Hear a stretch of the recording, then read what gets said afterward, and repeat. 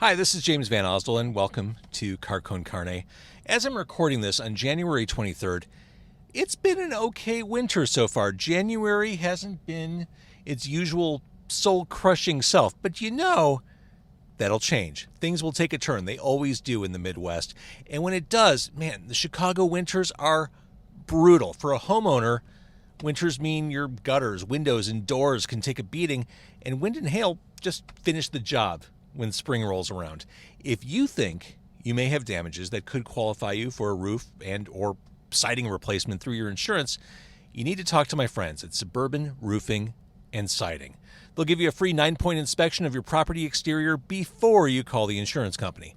Let them assess any damages you may have and walk you through the steps of a claim, hassle-free. They're an accredited member of the Better Business Bureau with an A+ rating, and all their contractors are licensed, bonded, and insured. They use the highest quality materials available at no additional charge to you. Again, that's my friends at Suburban Roofing and Siding, 224-677-6149, 224-677-6149, or visit them at suburbanroofingandsiding.com. And now here's the problem, Mike. I've got the seat warmer on, but the seat warmer is currently blockaded by a ring light and a hard drive recorder, so I can't. My back's going to be sweaty when we leave. That's okay. Is it? But it'll save you a trip to the chiropractor because, you know, like you'll have a nice warm back, you'll feel good, and muscles will be loose. It'll be nice and loose. All right, this is the loosest podcast you'll hear all week long. To my right, if you're watching on Facebook or YouTube, or anywhere else that shares video content, he is comedian Mike Stricker. He is my front seat guest. Let's get him better framed in the picture through our camera crew. Mike Stricker, he is, if you're in the Illinois area, West Dundee, you can see him at Black and Gray Brewing. No, that already happened. You can see him. Good start. Holy shit, did you miss a great show? You can see him in St. Charles at the Hive on the 26th, which is this week as we're recording this. Also, Chicago Ridge at Burger Station, Berger, Rushville, named after Rush. Yeah, I hope so. I hope so too. That's on February 4th, and in Freeport. I don't even know where these places are. Are they close? Am I giving bad dates here? A couple hours away. I'm working on more local stuff. Okay, fair. So we're at Gene Jude's with comedian Mike Stricker. Gene Jude's, of course, a staple. Now, you grew up in this area. Yes, sir. You're no stranger. Like I said, Gene Jude's, you're like, yeah. Oh, yeah. I didn't need any more info. As soon as you said Gene Jude's, I was like, this is going to be great. I'm going to eat hot dogs with JVO in his car. I'm a fan. First and foremost, I'm a fan. I've been a fan since I was a kid. You're one of the first radio personalities I know. Not too many people will be more geeked to be here than me tonight. So thank you. God. Well, I'm glad to have you. I thought you were starting to talk about how excited you were to be at Gene Jude's, which would also be perfectly valid. This place is unchanged. I've said it before in this podcast. Nothing here has changed except for the fact that they now take credit cards. Yes, sir. But the prices, I mean, we walked out of there, I think it was $13 for a sack of food. Hold up the ceremonial sack of food. Oh! Look at that. Oh, and you know it's good. You know it's good because the fries are working their way on breaking free through their greasy, bag-deteriorating oil. They want to see the bag, not my face. This is beautiful right here. That is beautiful. So let's break it out, because for people who haven't been to Gene Jude's, for people who haven't seen Gene Jude's, there's something special about this. They're the depression dogs that are wrapped in their homemade fries. They cut their own fries here, and the fries are actually, I think, underrated in the greater Chicago area. Absolutely. And in fact, I'm going to move the camera here. This is so hot on my hands. This was a bad idea. I don't want to hold this up much longer. Like, there's a hot dog under there.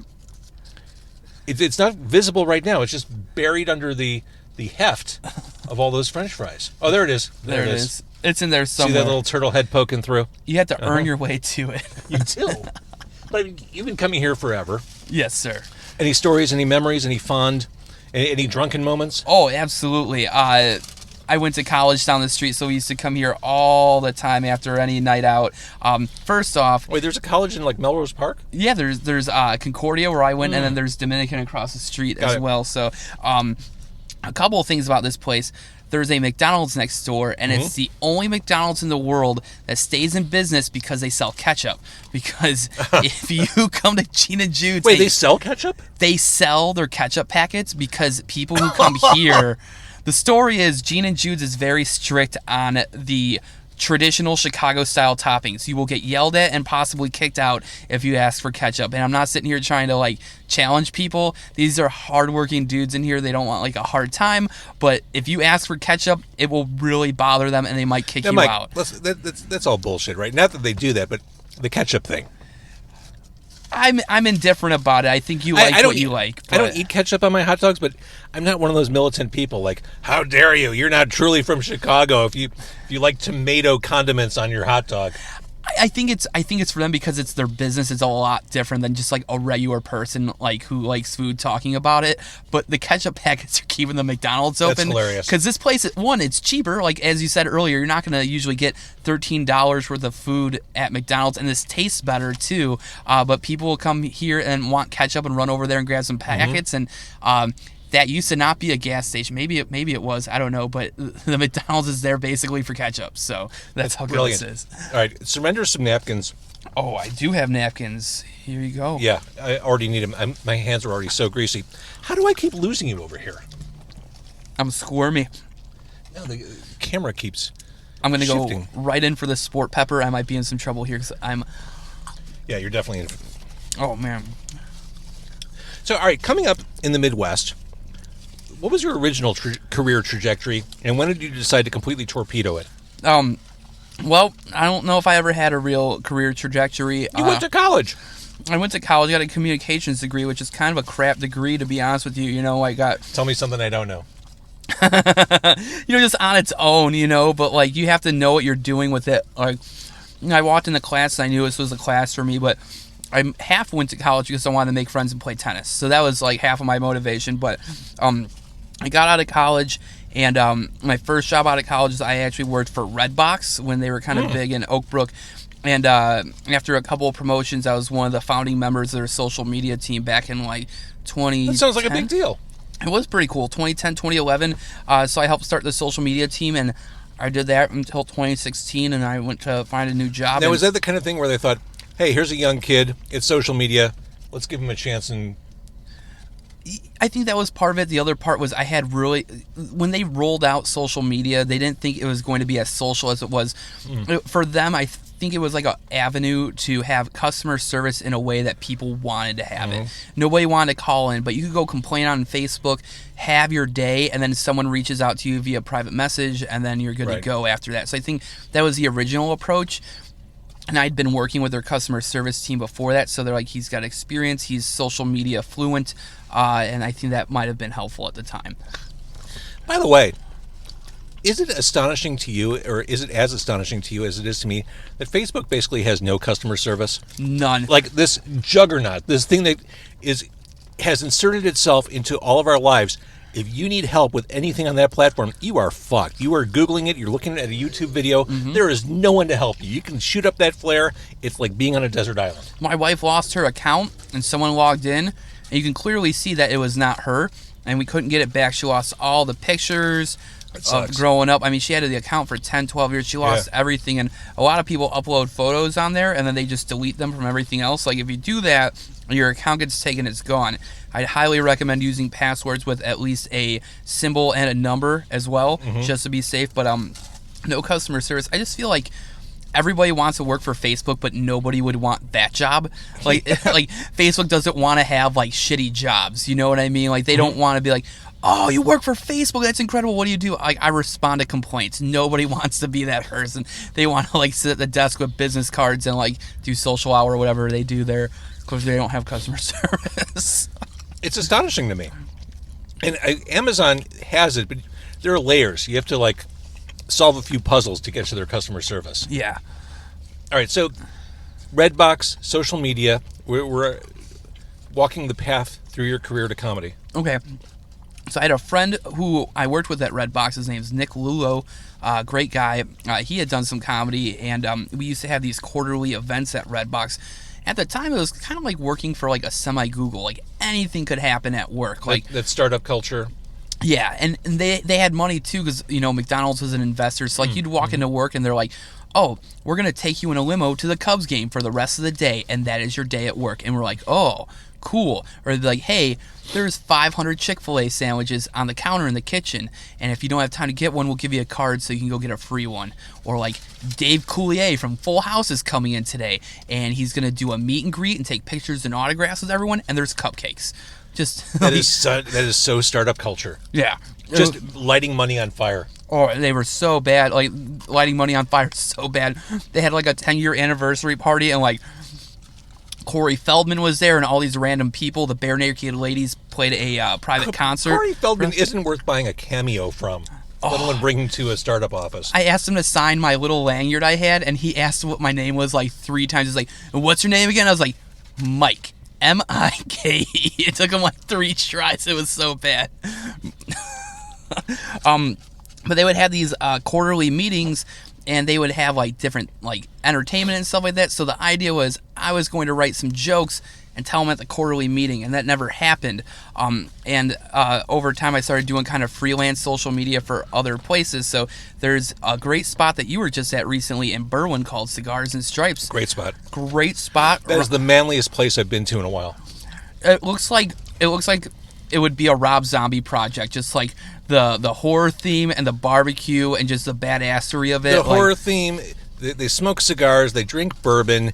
They eat barbecue. They eat smoked meats. There's gambling in the place. I mean, the best beer. It's one stripper pole away from like hitting every checkbox. Yeah. So I would go there to help with social media, and the bartender Kelly one time was like, "Hey, we have open mic tonight. Like, do you want to sign up?" And I was like, I'd been thinking about it for quite some time. I'd gone and seen some comics there that really motivated me to be like, hey, there's a path here. You don't just like go to the Improv in Schaumburg and headline. There's a path to this, and this path seems a lot more clear and reasonable now that I know that there's like local places and you kind of work up to that. So I signed up for the open mic, and all my friends came out, and next thing you know, there were a couple bookers in the room after the open mic, and I'm not going to say it was because of my comedy that I got the booking offers, but definitely had to do with the fact that like 20 people ran out there on a Wednesday night to see me do comedy. And so I got offered a gig, and I wasn't going to take the gig, and I was just going to be like, this is a one-time thing and I'm done. When the booker, a guy named John Griffin, said the show was at the Double Door in Chicago. And then I stopped because I'm a huge music fan, and music was always like my original passion, but I never had any like artistic ability or anything like that. I was like, this isn't just like, oh, you're performing at the Double Door, but it's like everybody's performed here. Anyone you could think of, like the Smashing Pumpkins, Queens of the Stone Age, like Kanye, Kid Rock, like just everybody, all the big names have been here.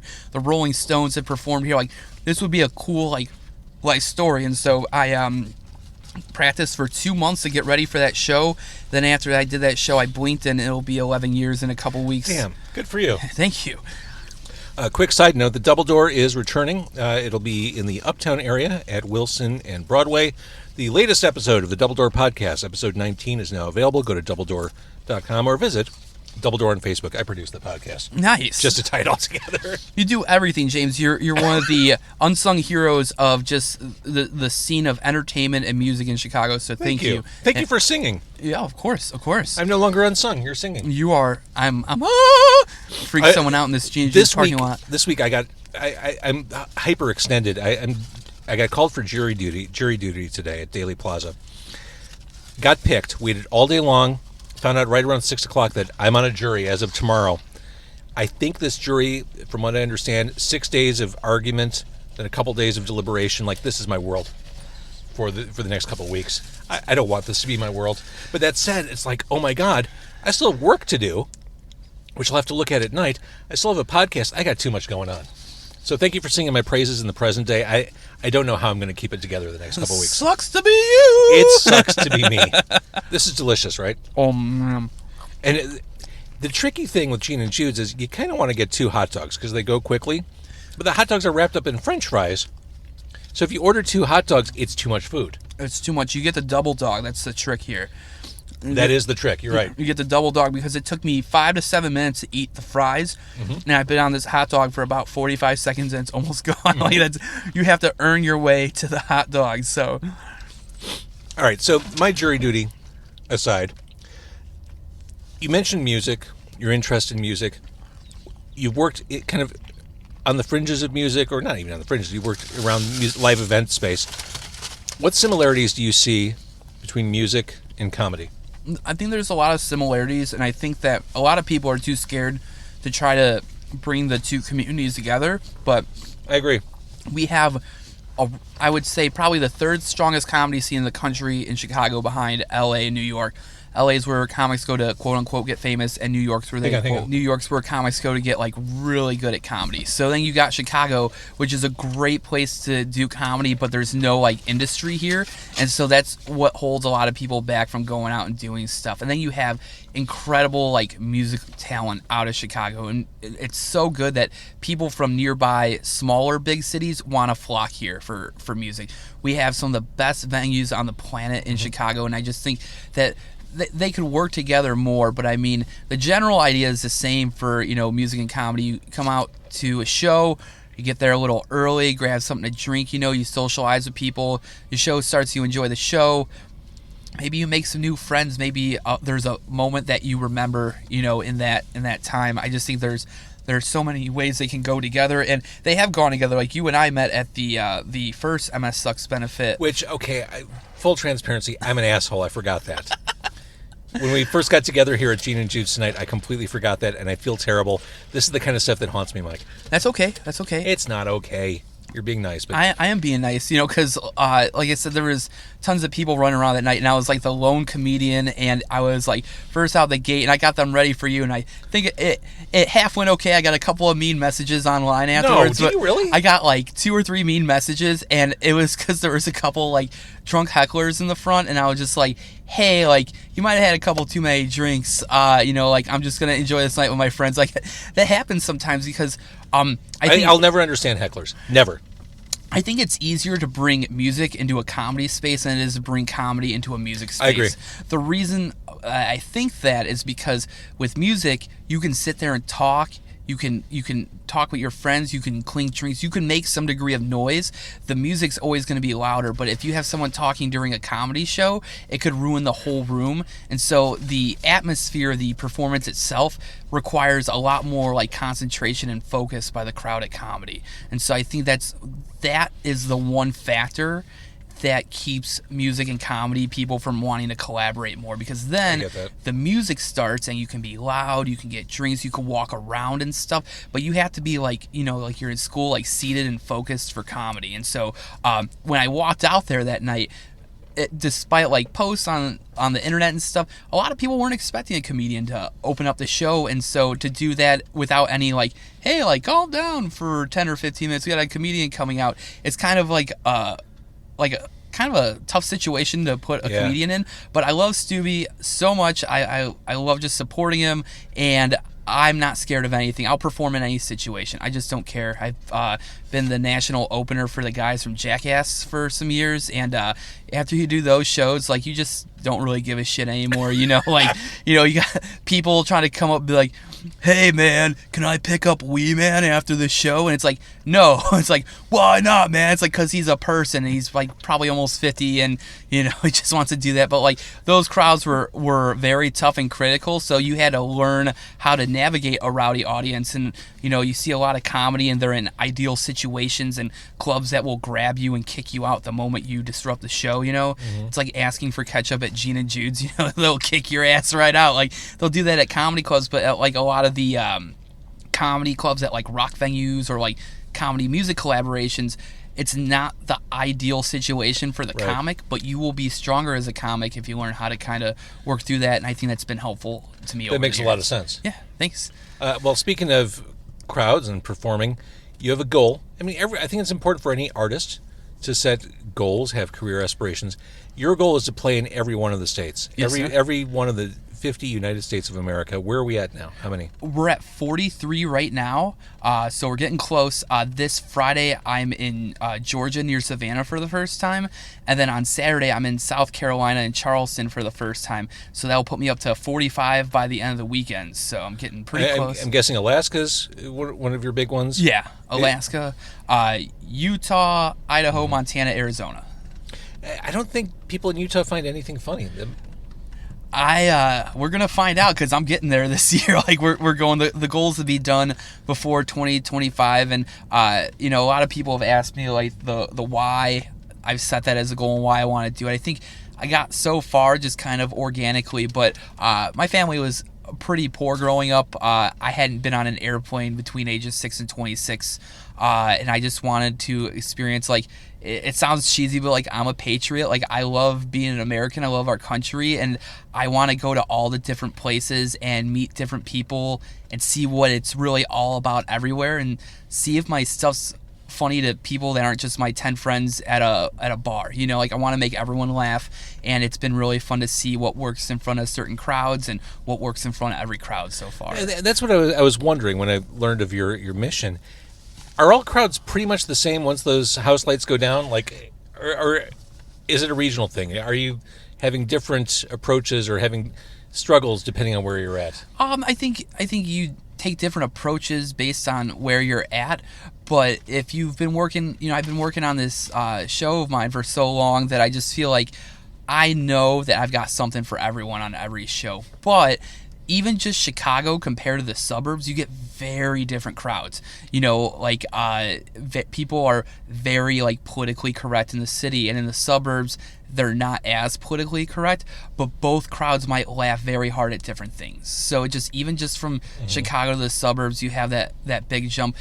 Sometimes you're at a place and it attracts a certain age of people, like younger, older people, or I've done churches, I've done vape shop grand openings. Like you get different crowds depending on like where you're at. Vape shop grand opening sounds like the trajectory of a radio personality. Meet Mike Stricker Saturday from noon until 2 at Bob's Vape Shop in Villa Park. Oh man, it was so much funnier and awkward than that. Like, so I did 2 vape shop grand openings. Both were in Bradley, Illinois, and I did the first one, and they're like, "Hey, we're opening a vape shop. Do you want to come do comedy? We'll pay you X amount of dollars." And I was like, okay. And I went and I did the vape shop grand opening. And then the second time, a couple of the same guys reached out and they're like, "Hey, the guy who owns the first vape shop sucks, so we're opening our own vape shop in town, and we're having a grand opening, and we're going to hire..." I think this is how Pizzeria Uno happened back in the day. Like, we're going to have a vape shop grand opening, and we're going to hire Mike Stricker to do comedy, and we're going to give him $50 more than he made at the first place, and we're going to throw in free barbecue. And I was like, okay. Sold, I'll do it. And I did it. So being in comedy as long as you have already, as far as building a brand goes, isn't podcasting the next step? It seems like everyone in comedy has a podcast now. Yeah, and that's why I haven't done my own. Like, I don't mind podcasts at all, and I think like this podcast is a good one because you serve so many different purposes in it. But it's just like there's an agenda, there's like a theme, there's like a format. You've got the food, you're talking to people in like entertainment or in food in Chicago. I just feel like there's so many podcasts where people are just very like into themselves and just think I could bring on a guest and we're just going to make something amazing happen organically, and it's like that's not true. Maybe it was true 5 years ago or 6 years. It's not anymore. And I cringe whenever someone says, "I'm going to start a podcast. We're just going to talk about all the stuff going on. We're just going to talk about the topics that people are into." Like, who's not doing that? Yeah, exactly. So exactly. I love performing. I produce some shows too. A couple of my friends and I, we started this production called Beer Flight Comedy, where we specialize in comedy shows at breweries around the Chicagoland area.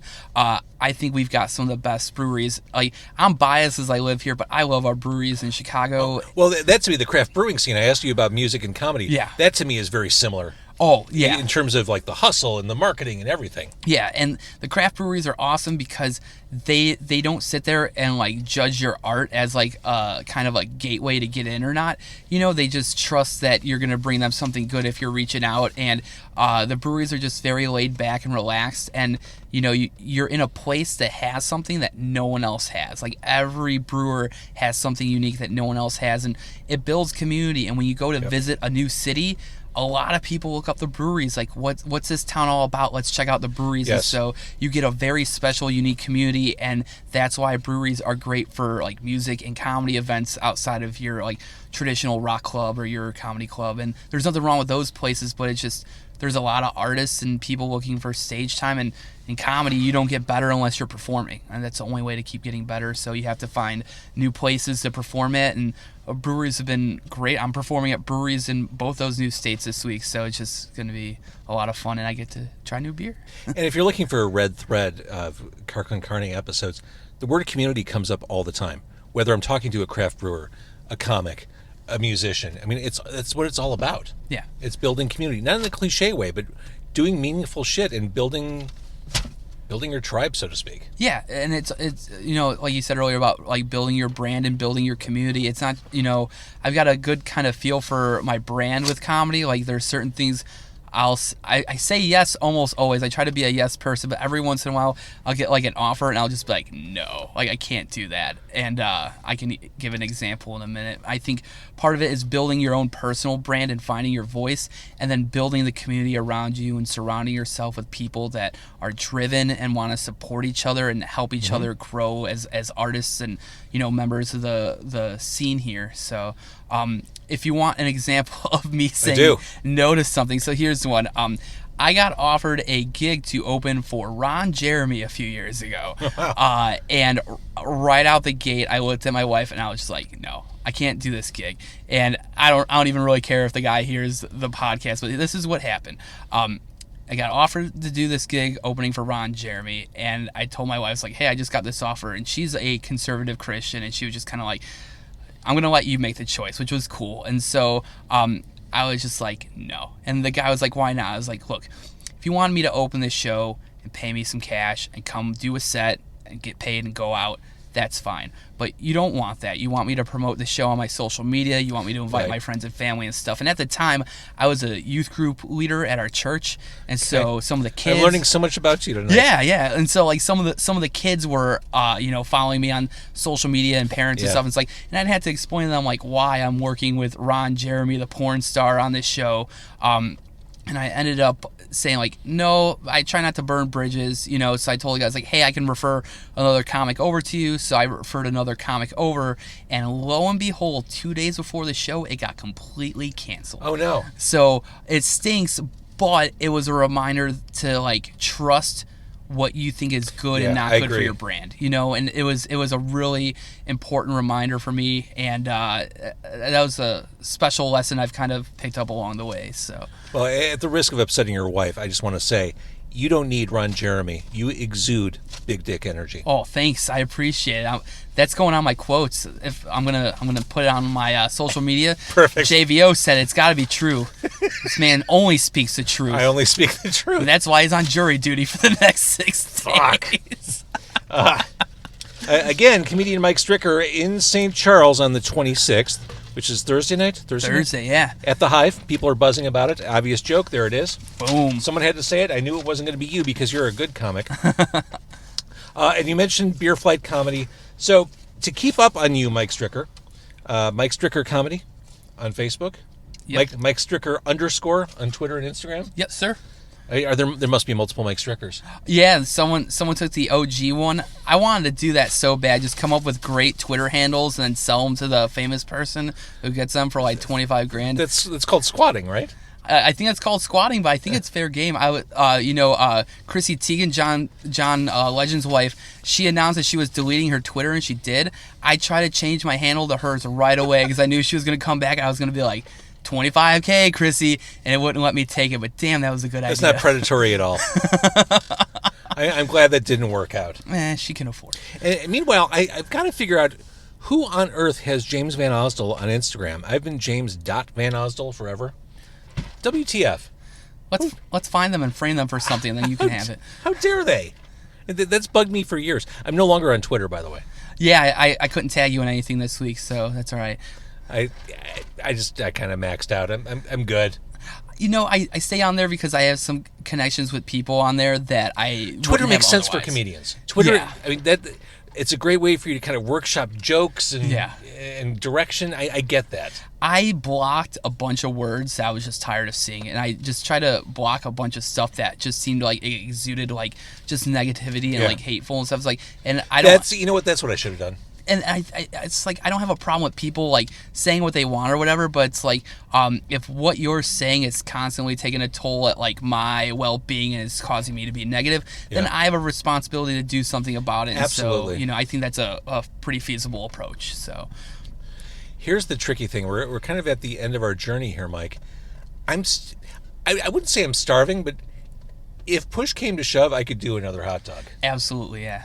I could find room. I could compartmentalize room in my stomach to allow for another encased meat. We should do a hot dog eating contest. Who's going to put down the fries and hot dog first? We still got some of our drink. You'll be hydrated.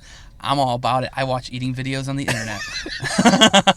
From what I understand from hot dog eating contest pros, it really is the bun you have to have a strategy for. Yeah. Because that just gets all dry and... Like you can choke those things down all day long, but it's the bun that kind of gums up the works. Yeah, I mean, Nathan's isn't going to sponsor. It's going to be two dudes just shoving down a hot dog on a Wednesday night in Chicago. The least sexy podcast in the Chicago area. Oh, I should mention, you're not a musician, but I should mention Car Con Carne is nominated for best music. I should have said this right out of the gate. This is poor branding right here. Car Con Carne nominated for best music podcast in the Chicago Reader's Best of 2022 survey poll. You can vote until mid-February, please. Car Con Carne, 800 episodes plus. Over 100 episodes last year alone. I'd love your support. I will vote for you every chance I can. I'll get all my different email addresses. Good. We'll do it. We're gonna win this thing. I say we like it's me or something. You're gonna win this thing, but we're gonna help you. I've been nominated before, and I always feel guilty asking people for help. And then I took the extra step this year. Here's the hustle that the Reader does. First of all, they're generating God knows how many page views and selling against them. They're probably doing okay. But for people who are nominated, like my podcast, for an additional $125, you can have prominent placement in the poll. So, there are like 6 nominees for Best Music Podcast. I spent $125 to get a logo. It's a total scam. Yeah, that's but bullshit. I feel like I had to do it. I mean, if you really want to win, the will to win, but that's still bullshit. I feel bad enough asking people like you, hey, please vote for me. But then I'm like, if I'm going to go all in, I'll fucking go all in. I'll spend the $125 and here we are. You just got to tell all the other podcasts that are on there that it costs way more, and then they'll freak out and not do it. That's right. And I mean, the other podcast, perfectly valid, perfectly good podcast. A lot of people who have been on this show before, a lot of people who are friends of mine. So it's a tough category. I get it, but I would appreciate your support. Absolutely. Mm-hmm. All right, Mike Stricker, I'm so glad we did this. I'm so glad we ate hot dogs together, and you are obviously keeping busy. I mentioned the Facebook page and everywhere else where people can keep up on what you're doing. Let's do this again sometime. Absolutely. And Beer Flight Comedy, please check us out. I forgot to do the tags. Facebook, Twitter, Instagram, Beer Flight Comedy with my friends Tim Brennan and Gina Palm. We produce brewery shows all over the Chicagoland area. If you own a brewery, you have a brewery, or you're like the event manager and you want to have some comedy at your brewery, we will work around your budget. We just want to come do it, and we'll have a great time. Hit us up. Oh, I'll throw you a bunch of names. Yeah. Yeah. Oh, yeah. All right. If you're watching on Facebook or YouTube, well, no matter how you're consuming this, thank you. Thank you for consuming this. That's Mike Stricker. Go support him. Go enjoy his comedy. Yeah.